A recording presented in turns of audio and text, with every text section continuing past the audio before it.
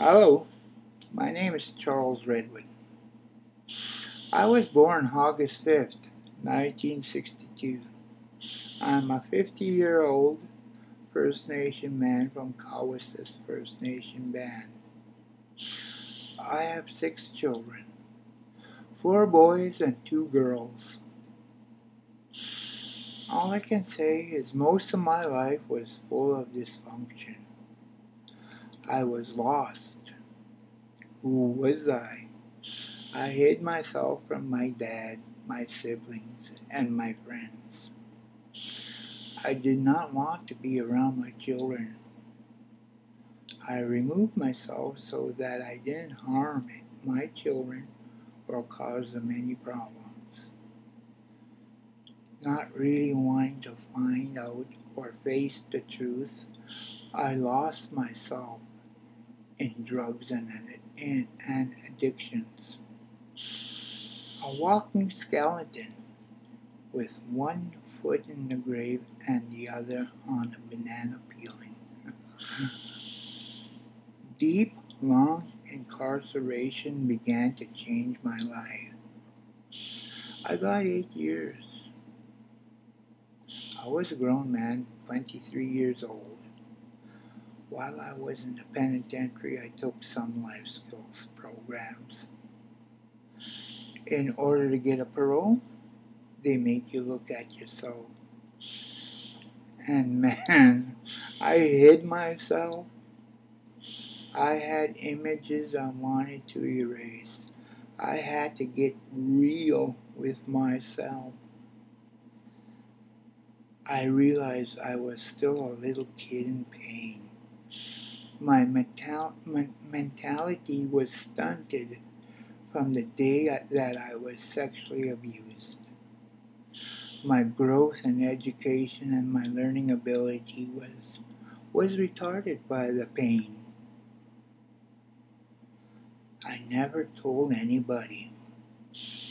I was so ashamed about what happened. But I took a chance and I told people in the life skills group about it. I was so scared, so worried about how people would look at me. Some of the biggest men who were in the life skills program, they came and said, "You know, Charles, it's not your fault. Thank you for sharing. I really appreciate you sharing that.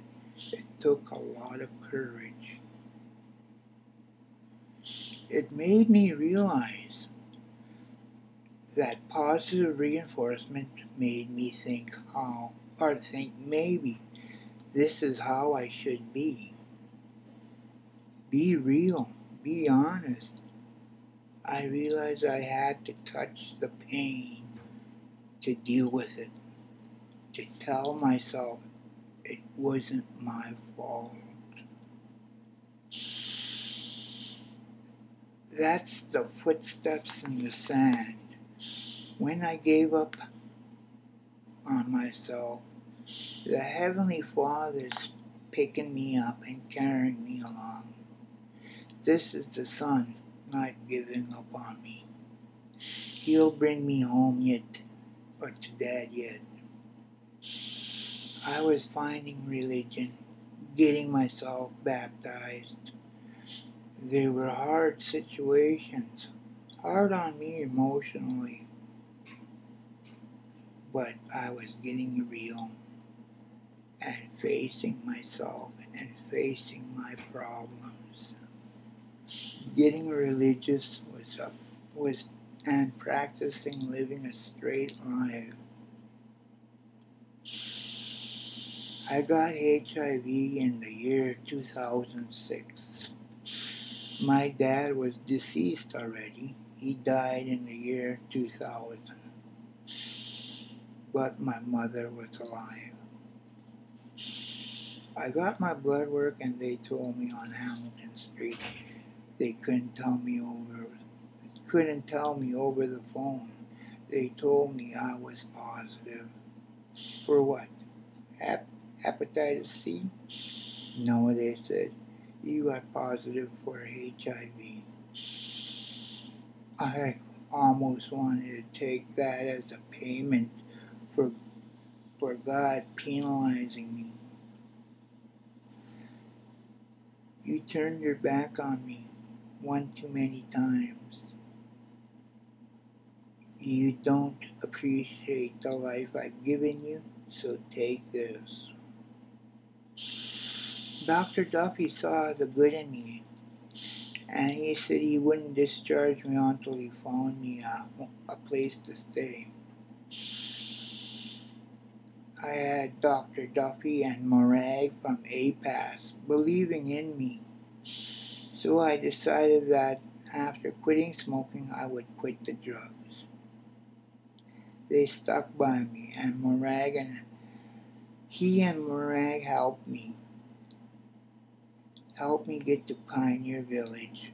There I have nurses who help me with my meds. They believe in me.